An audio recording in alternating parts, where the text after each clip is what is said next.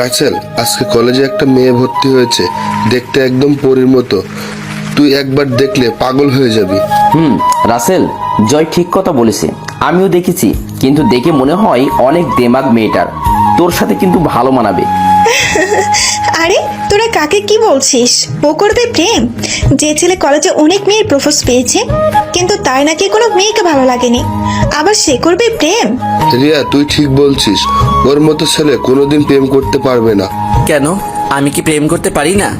তাহলে তুই নতুন মেয়েটার সাথে প্রেম করে দেখা। যদি পারিস তাহলে আমরা সবাইকে এই উপলক্ষে পার্টি দেব। ঠিক আছে, আগামী 10 দিনের ভিতর আমি ওই মেয়েটার সাথে প্রেম করে দেখাবো। যদি প্রেম করতে পারি তাহলে আমি কি পাবো?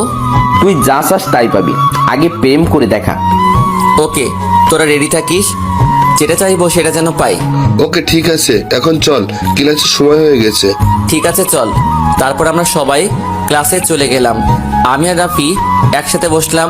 কিছুক্ষণ পর স্যার ক্লাসে ঢুকলো, সাথে একটা মেয়েকে নিয়ে। তখন স্যার বলল, তোমরা সবাই কেমন আছো? জি স্যার, ভালো। আপনি কেমন আছেন?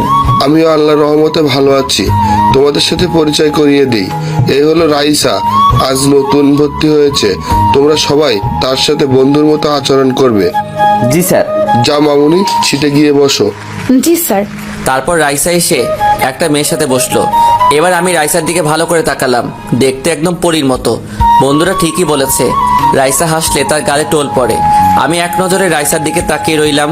হঠাৎ রাফি আমাকে ধাক্কা দিয়ে বলল, কি মামা, এমন করে তাকিয়ে আসো কেন? কোথায়? আমি তো স্যারের কথা শুনছি।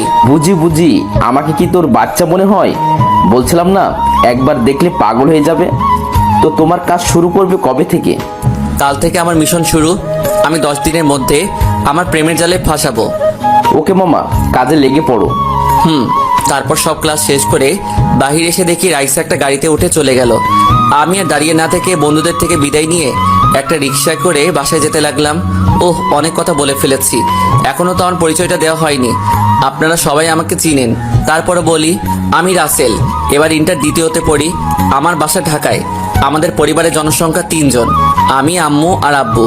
আমাকে নিয়ে আব্বু আম্মুর অনেক স্বপ্ন। আমার বাবা বাংলাদেশে